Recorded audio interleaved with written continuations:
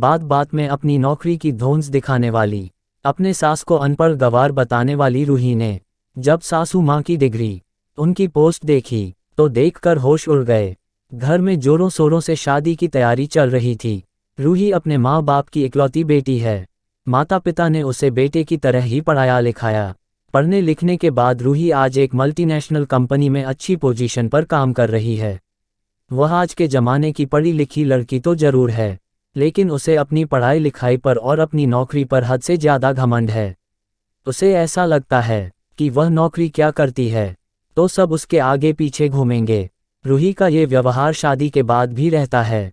रूही के इस अकड़ स्वभाव की वजह से सामने वालों को बुरा भी लग जाता था, लेकिन रूही को इससे कोई फर्क नहीं पड़ता। रूही की शादी पास के ही कानपुर शहर में हुई। उसके ससुराल में उसके सास और 2 भाई बहन हैं। ससुर जी 20 साल पहले गुजर गए थे। शादी हो जाने के बाद रूही अपने ससुराल आ गई। ससुराल में भी रूही का वही रवैया रहता है, और जो मायके में था अकड़ और अकड़ू घमंडी अपनी सास को कुछ भी नहीं समझती थी। जब देखो तब अपने सास को अपनी नौकरी की धौंस दिखाती रहती थी। मैं तो नौकरी करती हूँ, मैं घर के काम क्यों करूँगी, घर के काम आप करो, मैं पैसे कमा रही हूँ। रूही को ससुराल में आए 1 हफ्ता ही हुआ था कि आज रूही की रसोई की रस्म है। रूही रसोई की रस्म करने के लिए आती है। रसोई में गई, उसमें भी उसने हलवे की कढ़ाई को सिर्फ हाथ लगाया था। बाकी का सारा काम तो मालती सिंह जी ने ही किया था। रसोई की रस्म पूरी करने के बाद सभी रिश्तेदार के साथ सामने ही रूही ने अपनी सास को साफ साफ कह दिया था कि घर में कोई भी उसे रसोई के किसी भी काम से उम्मीद ना करें, ना ही घर के किसी और काम धाम से उससे उम्मीद करें, क्योंकि मैं उन लड़कियों में से नहीं हूँ जो शादी के बाद ससुराल में आकर रसोई में रोटियां बनाती है। मैं आज के ज़माने की पढ़ी लिखी लड़की, नौकरी करती हूँ, पैसे कमाती हूँ, घर के काम धाम करने वाली नहीं हूँ। मालती जी इशारे से अपनी बहू को चुप रहने के लिए कहती है, लेकिन उसको लगता है कि बहू सभी रिश्तेदारों के सामने इस तरह कह रही है तो सभी लोग क्या सोचे कि मैं अपने बेटे के लिए किस तरह की बहू लाई हूँ, और मेरी बहू को ही भला बुरा कहेंगे। इसलिए मालती जी अपनी बहू से हमदर्दी रखते उसे चुप करने का इशारा करती हैं। लेकिन रूही अपनी सास का इशारा देखकर और भी भड़क जाती है और कहती हैं कि आप यह मत समझना कि आपके इशारों पर नाचूंगी। मैं आज के ज़माने की बहू आपके इशारों पर नाचने वाली नहीं हूँ, इसलिए मुझे अपने इशारों पर नचाने की कोशिश मत करना। रूही की बातें सुनकर सारे रिश्तेदार हैरान हो गए। मालती जी ने तो कुछ कहा भी नहीं, उनकी बहू उन्हें किस तरह से डांट रही है। अपनी बहू की बातों को सुनकर उन्हें भी बुरा लगा, लेकिन बातों को बदलते हुए, चलो रसोई की रस्म करते हैं।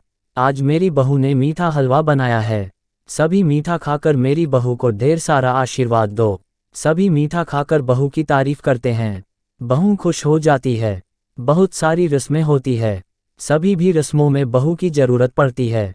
बेटा कल तुम्हारी मुंह दिखाई की रस्म है, उसमें सभी रिश्तेदार आएंगे और सारे बड़े बूढ़े को भी बुलाया है। मुंह दिखाई की रस्म के बाद सबके पैर छूने हैं। कल मुंह दिखाई की रस्म हो जाने के बाद तुम लिफाफे देकर सबके पैर छू लेना। रूही ने अपने कानों में एयरफोन लगाकर गाने सुन रही थी। उसने अपनी सास की कोई बात नहीं सुनी। दूसरे दिन मुंह दिखाई की रस्म की जाती है। पूरा आंगन लोगों से भरा हुआ होता है। सारे रिश्तेदार बैठे हैं, आज पड़ोस के लोग भी बैठे हुए हैं। मुंह दिखाई के रस्म में सभी लोग बहू को अच्छे से उपहार दे रहे थे। बाद में मुंह दिखाई की रस्म के बाद मालती जी जब उनके लिफाफे लेकर अपनी बहू के पास गई और बोली, बेटा अब तुम्हें सबको लिफाफे देकर पैर छूने हैं। पैर छूने की बात सुनकर रूही सभी के सामने मालती जी पर भड़क जाती है। आपने क्या समझ रखा है, मैं इतने सारे लोगों के पैर छूगी, वो भी झुककर मेरी कमर टूट जाएगी। मैं किसी के पैर नहीं छूने वाली हूँ। मैं पुराने जमाने की सीधी शादी बहू या आपकी तरह अनपढ़ गवार नहीं हूँ। मैं नौकरी करती हूँ, मुझसे ये सब नहीं होगा। आज फिर रूही ने मालती जी को खरी खोटी सुना दी। आंगन में बैठे हुए सभी लोग बातें बनाने लगे हैं, ये तो शादी की भी रस्मों को नहीं मानती है, ऐसी तेज तर्रार बहू लेकर आए। ये सब बातें मालती जी को तीर की तरह चुभ रही थी। फिर भी मालती जी हिम्मत करके वह धीरे से अपनी बहू को कहते हैं, बेटा मैं कल ही तुम्हें इस रस्म के बारे में बता दिया था। अगर तुम्हें ये रस्म नहीं करनी थी तो कल ही मुझे बोल देती। कम से कम सबके सामने इस तरह से मुझे बेइज्जती होना नहीं पड़ता। रूही चिल्लाते हुए बोलती है, मुझे नहीं पता कब आपने मुझे रस्मों के बारे में बताया। मैं ईयरफोन लगाकर गाने सुन रही थी। अब मालती जी को समझ आ गया था कि उसने मेरी बातों को नहीं सुना था। फिर वह समझाती है, लेकिन वह किसी के पर नहीं छूती है। वह रस्म हो जाने के बाद सब अपने घर चले जाते हैं और मालती जी की बहुत बेइज्जती होती हैं। बहू पढ़ाई लिखाई अपनी जगह है और अभी रीति रिवाज रस्मों को मारना भी होता है। अगर हम चाहे तो सारी चीज़ों को एक साथ लेकर चल सकते हैं। ऐसा तो नहीं होता कि हम एक ही चीज़ के लिए सारी चीज़ों को छोड़कर आगे बढ़े। ये जिंदगी है, इसमें सब कुछ चलता रहता है। मैं भी अपनी जिंदगी में बहू सब कुछ किया है। रूही मालती जी इतना बोल पाती है कि उसकी बात काटते हुई रूही की, अब आप मुझे समझाएंगे मुझे क्या करना है क्या नहीं।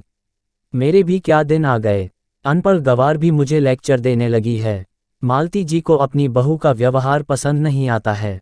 बहू के आ जाने के बाद मालती जी के काम नहीं छूट रहे थे। बहू ने नौकरी के नाम पर सब काम में से छुटकारा पा लिया था। एक दिन रूही अपने ऑफिस के लिए जा रही थी, लेकिन हड़बड़ी में उसे अपनी ऑफिस की एक जरूरी फाइल डाइनिंग टेबल पर भूल गई। मालती जी ने अपनी रसोई के काम को निपटाकर जब बाहर निकाल कर देखा, डाइनिंग टेबल पर एक फाइल पड़ी हुई है। वह उसे फाइल को खोलकर पढ़ने लग गई। तभी हड़बड़ाती हुई रूही घर के अंदर आती है। रूही अपनी फाइल को सास के हाथों से फाइल को छीनते हुई बोली, तुम्हें पढ़ना लिखना तो आता नहीं है, क्या करोगी फाइल देखकर। अनपढ़ गवार ऐसे बोलकर चली जाती है। मालती जी यह सब सुन सुन कर थक गई। अब उसकी बहू की सारी बातें चुभने लगी थी। उसका मन कर रहा था कि वह अपनी बहू से बता दे कि वह अनपढ़ गवार नहीं है, वह पढ़ी लिखी है। वह भी नौकरी करती थी। एक रूही के मामा फोन आता है कि मामा जी रूही की शादी में नहीं आ पाए थे, इसलिए वे रूही से मिलने के लिए फ़ोन करते हैं। रूही सोचती है मेरी सास अनपढ़ गवार मेरी बेइज्जती होगी, इसलिए वह उन्हें घर से बाहर बुलाती हैं। बहाना लगा देती हैं घर पर कोई नहीं है। उसके मामा जी बोलते हैं, रूही मुझे 20 साल हो गए यहाँ आकर, बहुत अच्छा लगा। 20 साल पहले यहाँ आया था। यहाँ से पुराना रिश्ता है मामा जी, रिश्ता यहाँ पर है, एक बार किसी काम से यहाँ आया था। मुझे चोरों के गिरोह ने पकड़ लिया था। मैंने पास के पुलिस स्टेशन फ़ोन कर पुलिस बुलाई थी। रूही अपने मामा जी की बातों को बहुत ही उत्सुकता से सुन रही थी। उसे लग रहा था कि वह उस पुलिस ऑफिसर के बारे में भी बहुत कुछ जानना है। वह मामा से कहती है, मामा क्या आप उन पुलिस ऑफिसर से मिले हैं? हाँ, मुझे आज भी वह घटना याद है। हाईवे पर उन चोरों के गिरोह ने घेर लिया था, तो उन्होंने मेरी गर्दन पर चाकू रख और मेरी पत्नी की गन पॉइंट पर रखकर सारे पैसे जेवरात सब ले आए। गाड़ी की चाबी भी निकाल ली थी। वह बस मेरा फ़ोन मेरे पास रह गया था। वह मेरा फ़ोन लेना भूल गए। मुझे सड़क के किनारे फेंक दिया। मेरी कार लेकर भाग गए। सड़क पर फेंकने की वजह से मेरे सर पर बहुत चोट लग गई थी। बहुत सारा खून भी निकल गया था। मैं बेहोश हो गया। मेरी पत्नी भी जख्मी हो गई थी। मेरी पत्नी ने मेरे फ़ोन से पास के पुलिस स्टेशन में फ़ोन लगा दिया। पुलिस स्टेशन में उसे समय मालती चौहान ऑफिसर थी। वह 2 पुलिस वालों के साथ जल्दी से मेरे पास आ गई। मैं उन ऑफिसर को देखकर मैं दंग रह गया। उसने मुझे चोरों का सारा पता पूछने के बाद उन्होंने हमें अपनी गाड़ी में बिठाया और चोरों की गाड़ी का पीछा करने लगी। दूर जाकर उन्होंने चोरों की गाड़ी को फायर किया। चोरों की गाड़ी पंचर हो गई।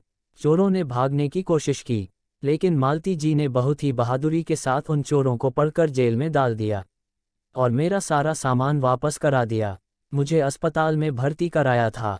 मैंने उनका शुक्रिया किया। आज भी इस घटना को 20 साल बीत गए, लेकिन जब भी इस कानपुर शहर में आता हूँ, वह घटना ताज़ा हो जाती है और बार बार मेरा मन मालती चौहान से मिलने का करता है।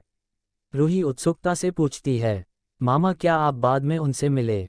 हाँ, रूही ठीक होने के 4-5 दिन बाद मैं अपनी पत्नी के साथ उस पुलिस स्टेशन गया था, लेकिन पुलिस स्टेशन पहुंचकर पता चला कि 2 दिन पहले ही इस्तीफा दे दिया था। मालती चौहान ने शायद कोई उनका निजी मामला होगा। मानमा की बातों को सुनकर वह शौक रह रही थी। उसका मन भी मालती जी का मिलने का कर रहा था। एक बार उसके मन में ख्याल आया कि उसकी सास का नाम भी मालती चौहान है। फिर सोचती है नहीं नहीं, वह तो अनपढ़ गवार पुलिस ऑफिसर कैसे हो सकती है। वह पूरा दिन घर के कामों में लगी रहती है, जबकि मामा कह रहे हैं बहुत बहादुर और कड़क पुलिस ऑफिसर थी। मेरी सास तो बिल्कुल बहादुर नहीं है। मेरे मन का भ्रम है। थोड़ी देर बाद उसका पति आ जाता है। मामा जी सॉरी, लेट हो गया, ऑफिस का काम आ गया था। कोई बात नहीं बेटा, मामा जी आप यहाँ तक आए हैं, अब घर चलिए, मामा जी से जिद करने लगते हैं। जबकि रूही का बिल्कुल भी मन नहीं था उन्हें घर अपने साथ सास से मिलवाने का। मामा जी आप हमारी शादी में नहीं आए, यह अब आपको अपनी माँ से मिलवाऊंगा। उसके जिद करने पर मामा घर आ गए। मामा जी हाल में आकर सोफे पर बैठे। रूही अपनी सास को आवाज देते हुए, माँ जी मेरे मामा जी आए हैं, चाय पकौड़े बनाकर ले आओ। मालती चौहान चाय लेकर जैसे ही हाल में आए, उन्हें देखकर मामा जी खड़े हो गए और जाकर उनके पैर छूने लगे। और मामा जी, मालती चौहान आपको कितना ढूंढा, लेकिन आप नहीं मिले। रूही तुमने बताया नहीं तुम्हारी सास पुलिस ऑफिसर थी। रूही का मुंह मामा की बात सुनकर खुला का खुला रह गया। मामा आप कैसे बात कर रहे हैं, मेरे सास कोई पुलिस ऑफिसर नहीं है, साधारण से गृहिणी है, घर में घर के काम करती है, आपको कोई गलतफहमी होगी। मालती जी चाय की प्लेट को डाइनिंग टेबल पर रखती हैं, बोलती हैं जी हाँ मैं पुलिस ऑफिसर हूँ, आप सही से पहचाना मुझे। अपनी सास के मुंह से ये सुनकर रूही के होश उड़ गए। उसे तो समझ ही नहीं आ रहा ये हो क्या रहा है। उसकी सास पुलिस ऑफिसर जिसको 6 महीने से वह अनपढ़ गवार बोले जा रही है। इनका कितना अपमान किया मैंने, इन्हें अपनी नौकरी की धौंस दिखाती रही, लेकिन मुझे नहीं पता था मेरी सास इतने बड़े पद पर भी है। आप मुझे नहीं पहचान पाई क्या, मैं आपको जानता हूँ, आपने मुझे चोरों के गिरोह से बचाया था। हम आपके पुलिस स्टेशन में गए थे धन्यवाद करने, लेकिन वहाँ पता चला आप इस्तीफा देकर चली गई है। आपने इस्तीफा क्यों दिया था? अब तो रूही की धड़कनें तेज हो रही थी। वह ये जानने के लिए उत्सुक थी कि क्या सच में उसकी सास पुलिस ऑफिसर थी। अगर थी तो आखिरकार उसकी सास ने इस्तीफा क्यों दिया। मालती जी बोलती है, तुम्हें बचाने के बाद मेरे पति का एक्सीडेंट हो गया था और जिससे उसकी मौत हो गई। घर में मेरे छोटे छोटे बच्चे और मेरी बूढ़ी सास रहती थी, जिनकी तबीयत बहुत खराब रहती थी। उनकी देखभाल के लिए मेरा घर में रहना जरूरी था। मैं घर के सुबह शाम के सारे काम करती थी, ड्यूटी जाने से पहले सास का सारा काम निपटा कर और बच्चों को टिफ़िन स्कूल में तैयार करके भेज देती थी। शाम को ड्यूटी से आकर खाना बनाती थी। मैंने अपना सारा काम, घर, ड्यूटी सब अच्छे से संभाल रखा था। फिर बच्चे घर में अकेले थे और मेरी बूढ़ी सास भी, इसलिए मैं उनकी देखभाल के लिए इस्तीफा दिया था। मेरे पति इस दुनिया में नहीं रहे थे। अपनी सास की बात सुनकर उसके पास जाती है, बोलती हैं, माँ जी आपने कभी नहीं बताया। मालती चौहान, तुमने मेरी बात कभी सुनी ही नहीं। रिया को अपनी गलती का पछतावा हो रहा था। जिस सास को अनपढ़ गवार बोलती थी वह बहुत ईमानदार पुलिस रही है। ऑफिसर के साथ साथ घर भी अच्छे से संभाल रखा था, सारी जिम्मेदारी उठाई हुई। अपनी सास से माफ़ी मांगती हैं, माँ जी मुझे माफ़ कर दो, मैंने आपको बहुत गलत समझा है। मालती जी, तुम्हें अपने बुरे व्यवहार का सच में पछतावा है। तो एक बात याद रखना, कभी भी किसी को अपने से कम मत समझना चाहिए। वह नौकरी करता हो या ना करता हो, लेकिन वह किसी से कम नहीं होता है। हर कोई अपनी जिंदगी जी रहा है, हर किसी की जिंदगी में अपने संघर्ष है। कोई नौकरी नहीं कर रहा तो इसका मतलब यह नहीं कि उसे कुछ आता नहीं है। अपनी सास की बात सुनकर अपने सास से माफ़ी मांगती है, अपनी सास से वादा करती हैं कि अब वह कभी ऐसा नहीं करेगी। तो दोस्तों आपको ये कहानी कैसी लगी? अगर पसंद आए तो कमेंट करके ज़रूर बताएं और लाइक, शेयर, सब्सक्राइब करना ना भूलें।